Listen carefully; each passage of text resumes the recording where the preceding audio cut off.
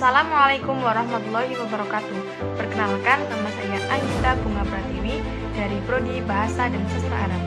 Untuk memenuhi tugas mata kuliah filsafat, saya akan mempresentasikan tentang kebenaran ilmiah. Kebenaran ilmiah menurut Puja Wiyatna, pengetahuan dan objeknya itulah yang disebut dengan kebenaran. Artinya, pengetahuan harus dengan aspek objek yang diketahui. Jadi, kebenaran adalah pengetahuan yang objektif.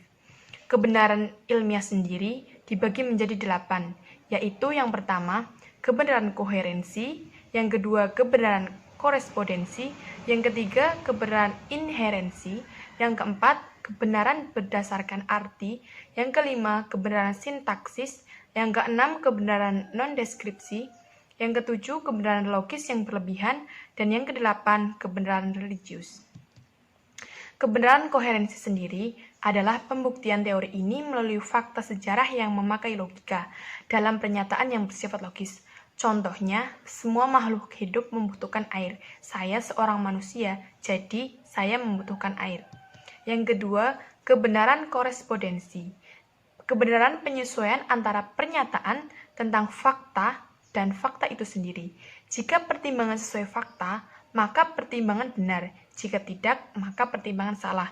Contoh, Indonesia terdiri dari berbagai suku bangsa.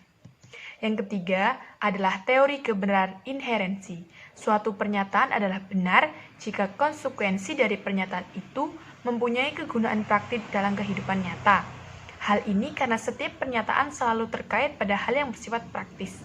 Maka, tiada kebenaran yang bersifat nyata, yang berlaku umum, bersifat tetap, berdiri sendiri, dan segala yang dianggap benar dalam perkembangannya, pengalaman itu senantiasa berubah.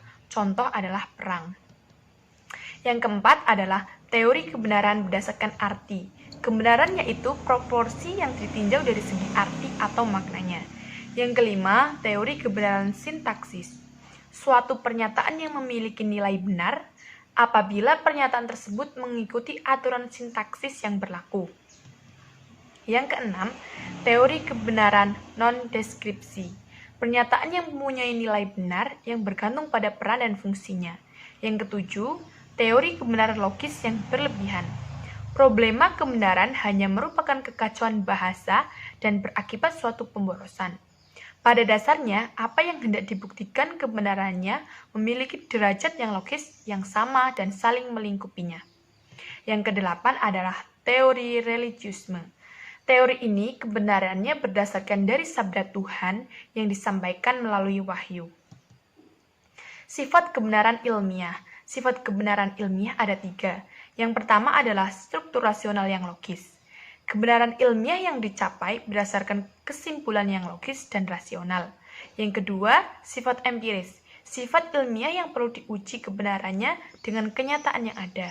Yang ketiga, sifat pragmatis, yaitu menggabungkan antara sifat logis dan sifat empiris.